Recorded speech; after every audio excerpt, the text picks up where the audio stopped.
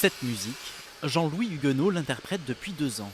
Ce professeur de biologie à la retraite participe à la conservation de cette péniche en bois, l'une des dernières en France. L'Aster est né en 1951 par dépit, sans commande et avec un stock de bois sur les bras. Le propriétaire d'un chantier naval du Cher fait construire ce bateau avec un pari fou.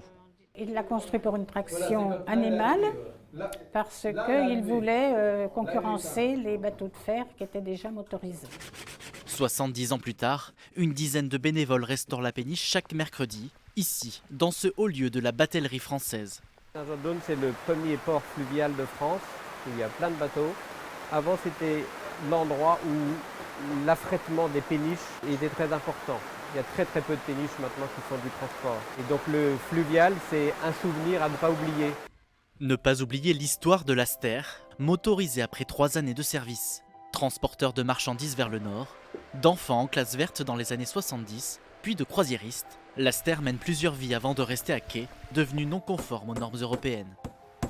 Mais avec déjà plus de 9000 heures de travail, ces passionnés espèrent la transformer en lieu d'exposition et plus encore. Quand même, la batellerie a beaucoup d'avenir dans le transport, surtout qu'en ce moment on nous parle beaucoup de l'écologie. Il faut que ça redémarre. Terminer les travaux d'ici la fin de l'année, c'est l'objectif de cette association, tout comme construire un abri pour l'Aster. Reste à trouver les financements, 200 000 €.